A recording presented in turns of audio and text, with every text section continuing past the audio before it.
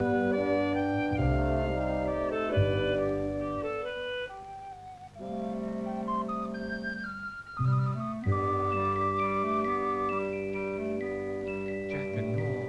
Jackanory, Jackanory, Jackanory.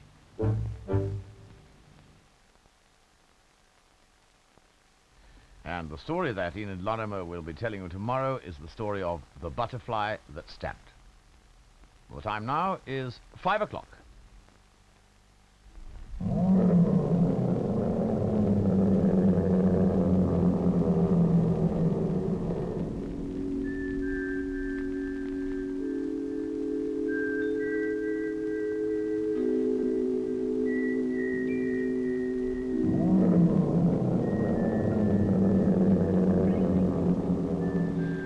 Hello there. Hello. Well, this dragon isn't quite as ferocious as he looks, as you can see.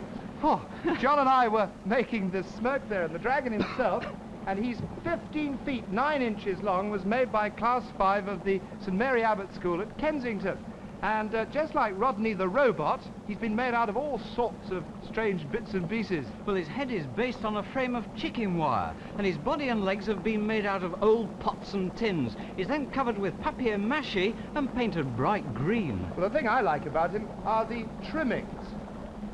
Now, these spikes along his back have been made out of old milk cartons. They've been painted bright orange with yellow on them. And then here the horns, they're made out of yogurt containers, covered with paper and all stuck down. And the steam coming out of his nose, the flame and fire here, has been made with cotton wool that's been wound round a wire frame. Well, you probably recognize his eyes and his teeth, because they've been made out of something we use quite a lot of on Blue Peter, egg boxes. And he's also got egg box toes, and for claws, he's got drinking straws. But I still think the best bit about him are the wings. Yeah. They've been made from this plastic packing paper, and that's been made onto a wire frame. Well, the thing that I like best of all is his name, and it's Ilya Dragonarkin. Well, I think he'd cause quite a stir if he turned up on The Man from U.N.C.L.E. Yes, indeed. Well, you know, dragons like this were never real. They're purely imaginary. But once upon a time, there were strange and rather terrifying creatures which roamed the earth. And the first proof that they did do this was in stones like this. They're fossils. And they're parts of the skeletons of these strange prehistoric creatures which have lain dead and buried in the rock for so long that they've become part of the rock itself. Here's another one. And you can see these all over the country, in places where there's sort of rocky areas, if you look hard enough, particularly where there's sandstone or limestone. And here's another one. You find them in most extraordinary places, quite ordinary places. For instance, there's a place in Dorset called Lyme Regis. Well, today it's a very popular holiday resort, but 100 years ago it was just a seaside village. In a little house not far from the seafront, a cabinet maker named Richard Anning lived with his 2 children, Mary and Joseph. They were a simple, rather poor family, but Mary was one day to become one of the most famous inhabitants of Lyme Regis. It all started when, as a tiny girl, she used to accompany her father in his frequent explorations along the beach, where millions of years before strange animals had roamed. Richard Anning was looking for their fossilized remains in the blue limestone rocks. When Mary was 11, her father died, and Mrs. Anning opened a fresh fish shop to support her 2 children. Mary continued to hunt for fossils, tapping away at the rock with her father's hammer. One day she came across a pretty snake-like fossil called an ammonite, which millions of years ago had been a shellfish at the bottom of the bay. While she was running home to show her mother, a visitor called after her and offered her ½ a crown for it. Proudly she took this home. "Look, Mother, now I can help to keep you and Joseph." From that day she spent as much time as she could, scratching here and hammering there, and putting her finds into a little wicker basket she carried over her arm. She displayed them next to the fish in her mother's shop, and people came from all over the district to buy her little pieces of rock. But what Mary wanted more than anything else was a really big find, and a few months later her dream came true. Deep in the rock she found the remains of a huge creature which looked rather like a crocodile. Unable to remove it herself, she hired some men to dig it out for her. It was worth the money, because Mary knew that such a large fossil would be very valuable. As the men chipped away at the rock, a huge skeleton was revealed. It turned out to be an ichthyosaurus, 150 million years old, the first complete specimen ever found. A crowd gathered to watch, and amongst them was Mr. Henley, the lord of the manor, who bought the ichthyosaurus for £23. When she grew up, Mary continued to search for fossils, taking her dog Fido with her. When she found an interesting specimen, she pointed to the spot, saying, "Down, Fido, down." And the obedient dog would remain there on guard while Mary went for help. Experts on fossils came from all over the country to visit Mary and look at her specimens. Many of them paid large sums for special items, and Mary gave this money to the poor and needy. And so the daughter of a humble carpenter grew up to be known as that eminent female fossilist, the heroine of Lyme Regis.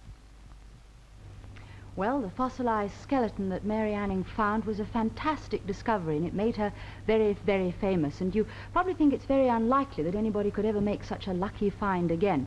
Well, a few weeks ago they did. Just a little bit further down the coast at a place called Charmouth in Dorset, this was found. And this is a fossilized head of an ichthyosaurus.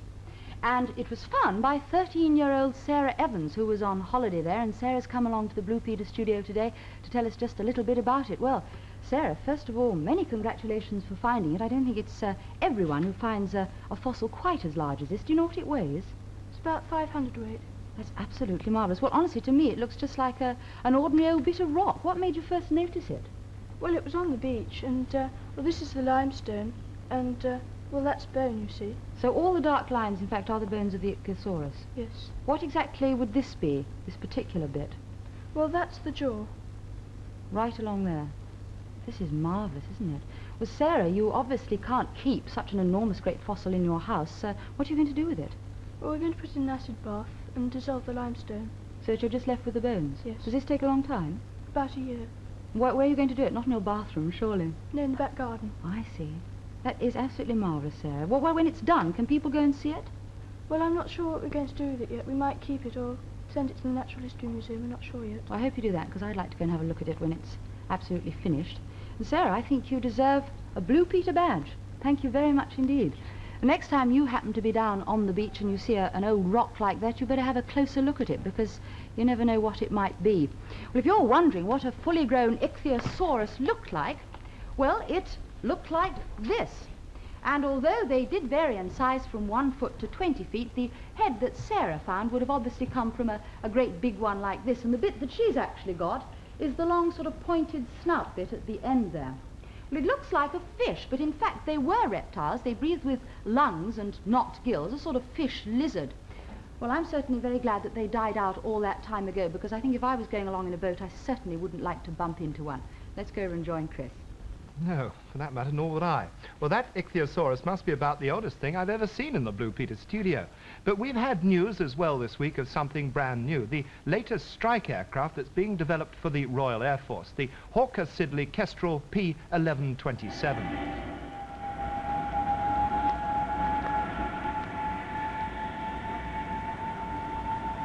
Hovering above the trees is the newest supersonic fighter. It seems fantastic, but this aircraft needs no landing strip. They call it the Jungle Jet. For a clearing in the trees no bigger than a football pitch is all the space that this plane needs to make a perfect touchdown.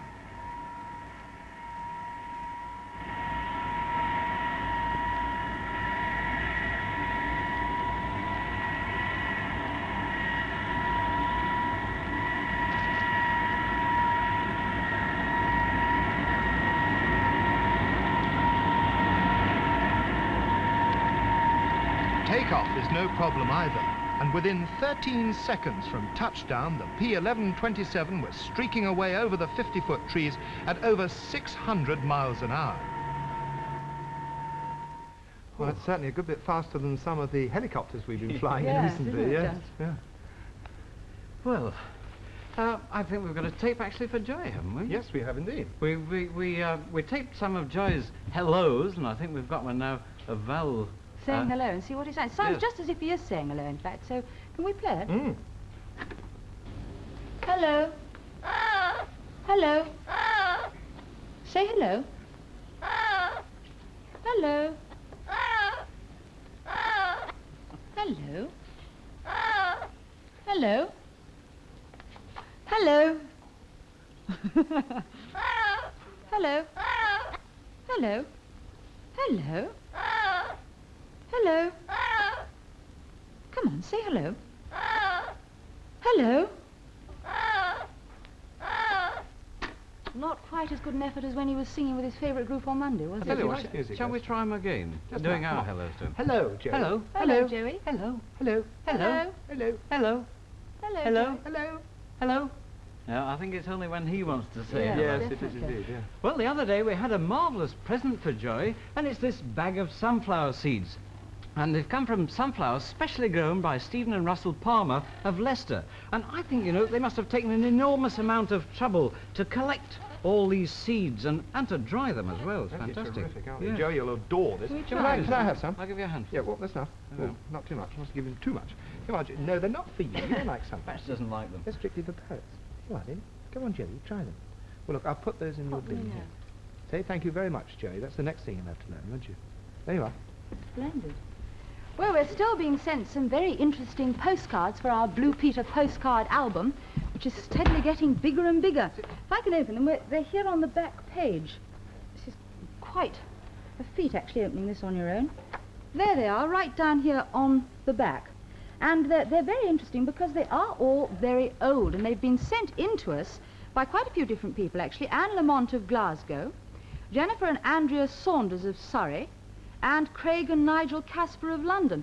And the marvellous thing about them is that they're all beautifully embroidered. And they were sent during the time of the 1914-18 war, and they were sent home by the soldiers who were in France and Belgium to their families. And some of them have actually got little pockets. Here you can see them. Most attractive, with a little card inside there, so you could write a little private message if you wanted to. Very delicate. Thank you very much for sending them to us. So, as you can see, thanks to you, we're getting I should say, one of the finest postcard collections in the world. I'd go as Definitely, far as to and say. the biggest. Yes, and of course, we've all put in our holiday postcards to remind us of some of the marvellous places we went to and some of the things that we did. Well, when you're out in the tropics like we were, twilight is the best time. After the sun has been blazing down all day, it's a great relief when at 7:15 every night it sinks below the horizon. Singapore's an island about the same size as the Isle of Wight, and I'm standing on one of its many beaches. And for all the world, I might as well be on a desert island a million miles from nowhere. Yet, as the sun is sinking, only 3 miles away from here, the great city of Singapore is coming alive.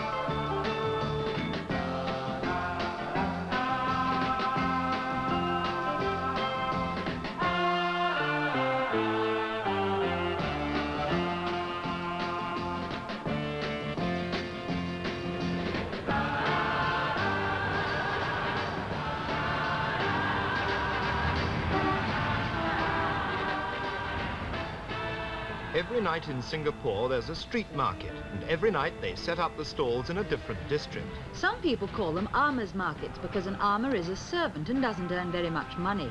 But you can afford to buy things here because this is where you can get the biggest bargains in Singapore.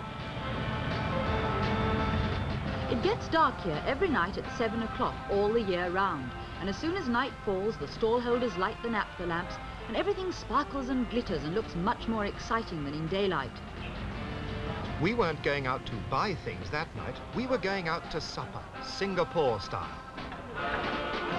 This is satay. It's a traditional Malay dish, and we were told we couldn't leave Singapore until we'd tried it. We gave our order and went to a table. Yes, lovely. In Singapore, they don't eat at home very much. Instead, they stroll round the stalls. When they see something they like, they stop and eat it, and then move on somewhere else. On every street corner there's a stall with a coke fire cooking something or other, and the smell of Oriental food is everywhere.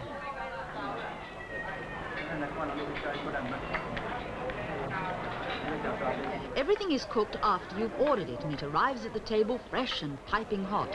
Satay is made of different kinds of meat, and we had chosen pork.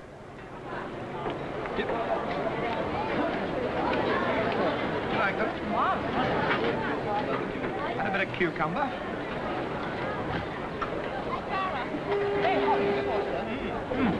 That's why you have the cucumber. You order satay by the number of sticks, and when you finish, they count the sticks on your plate and they know how much to charge you. Sure. Well, we'd better move on and have our last course then. We decided to move to another stall, but as we walked away, we heard a peculiar sound, so we went to find out where it came from.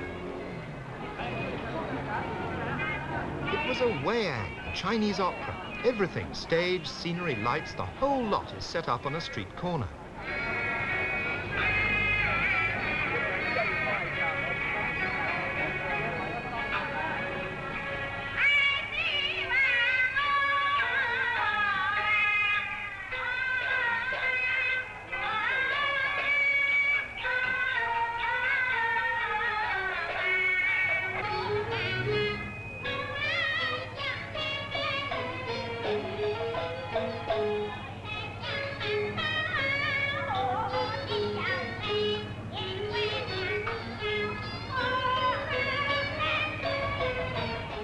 We were told that the wayang had started at 7 o'clock and it would go on until midnight.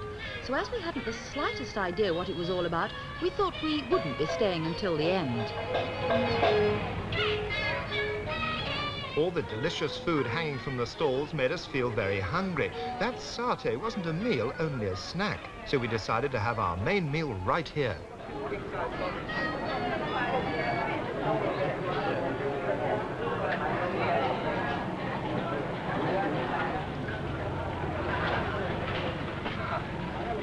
Before you start your meal in a Chinese restaurant, they bring round lovely hot towels to wipe your hands and face, and it's very refreshing in that hot climate.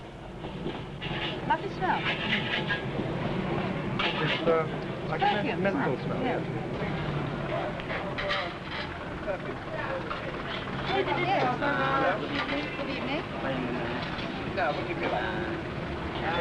Good evening. Sweet and sour pork? Sweet sour pork. Good. And Rice? fried rice. Yes. Fried rice, yes. And good enough, thank you. That's lovely, yes. Very Fine. pretty. Thank you. We weren't absolutely certain what we were going to get, but it all sounded very nice. Even setting the table was different. There were no knives and forks and plates like we have at home, but a lot of little bowls and jugs that looked more like a doll's tea set than things to eat your supper with. I haven't used these before, have you? The kitchen is just on the other side of the counter, and the chef was chopping up our meat into bite-sized pieces while we were practicing with our chopsticks. How do you do them? Well, I rather like to put the ends in your fingers.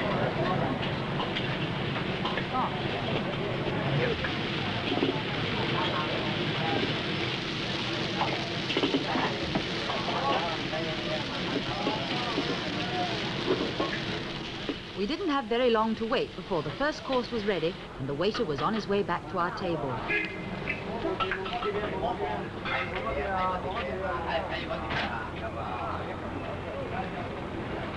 It all looked very strange, but by this time I was so hungry I'd have eaten anything. Let's have yours. Yes. All right. Do you like bean shoots? Yes, lovely. An onion. That's enough to start with, I think. The Chinese don't seem to have a set order for the courses. They just bring the things to the table when they're ready. Oh, thank you. No, you don't have that. Oh, I can't do it.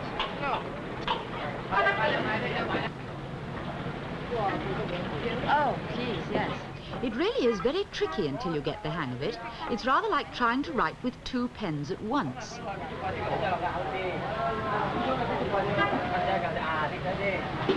Yeah, let me see if I can. That one like that? No. And then that one there. So it moves with that. Like that. Thank you.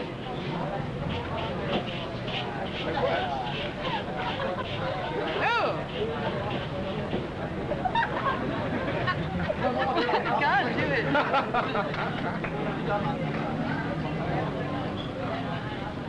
Yeah, that's right. I got it.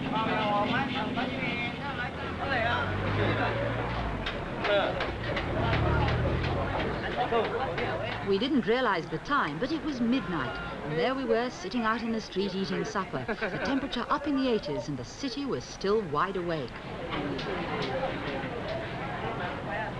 Chinese meals are enormous. As soon as we finished one dish, another one came, so we had to eat jolly fast to keep up with them all. When we'd finished, we walked on down the road until we met a Malay pushing a trishaw, loaded with a strange-looking fruit. Oh, Chris, look. Durian? Fruit. Sweet? This one. You're going to try some? How much? $5. $5? Okay. You cut? A special fruit. It's quite hot. Durian is a Malay speciality, and we were in Singapore at the height of the durian season. They don't harvest it, they wait for it to drop down from the trees when it's ripe. It tastes delicious, but it has one marked disadvantage. Now, well.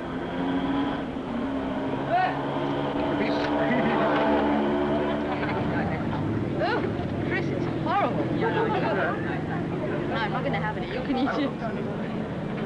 Oh, it smells awful.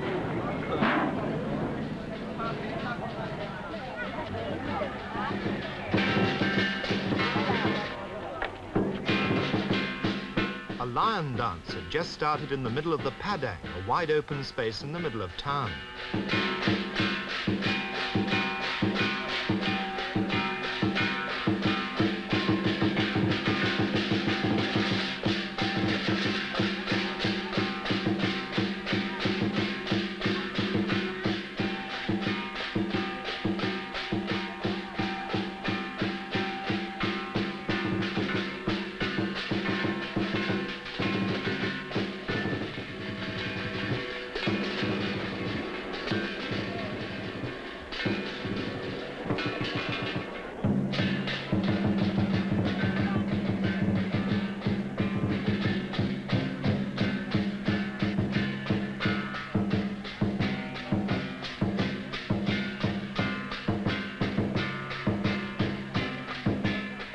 The lion dance was by no means over yet. Like the Wayang, it goes on for about 4 hours. The Chinese work hard all day and play hard all night. In fact, every hour of the day and night, there's always something happening in the swinging city of Singapore. Well, they certainly have to work hard inside that lion. There are 2 of them inside it, and in that temperature it gets very, very hot indeed. And not only that, but you have to be a really good acrobat to be a member of the lion dance team, but they take a terrific amount of pride in making the heads themselves. They put a terrific amount of work into They're it. beautiful, though, aren't I they? think, in fact, they've got to be a very good craftsmen. Indeed. Well, in fact, while you two were enjoying yourselves out there in Singapore, I heard of a new game that's all the rage in another foreign country that's out your way, Japan. And what you need are lots of these beach rings. And the idea is to jump into them one at a time and try and get them right up to your neck. And the first one who gets them up to your neck is the winner. I'll show you how to do it. See, you just jump into them and carry on like this until it builds up to your neck. Can you use your hands? Oh, no, you can't use your hands, no. Not at all. No, you just got to jump. Right, shall we have a competition? Right, let's have a That's what you were go. going to ask, wasn't it? You give the countdown, Chris. Okay. Right. All set. Yes. On your marks. Get set. Go. Here we go. 1, 2, 3, 4. Oh, You tried to do it once. I've lost count. 1, 2, 3, 4, 1, 2, 3, 4, 5. 6, 7. Oh, I nearly got 2 at once there. 7. I've got one sticking up. 8. 9. Oh. You've got to be careful you don't fall. Because if you fall, you'll find yourself controlling. I lost count too. 1, 2, 3, 5, 6, 7, 8, 9. I've got the same as you, Fred. I've got one on each foot. Here, you're taking part in Mary. I'm losing.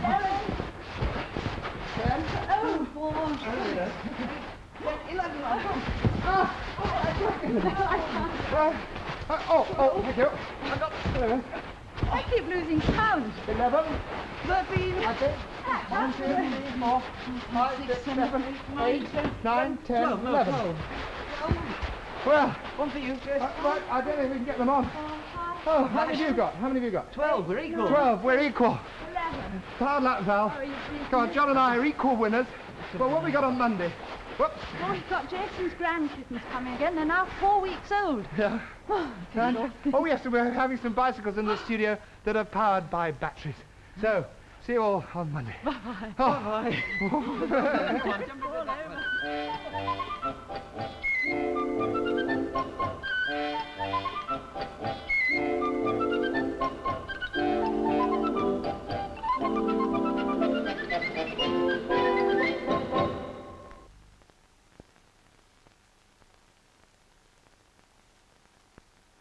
Well, now it's time for part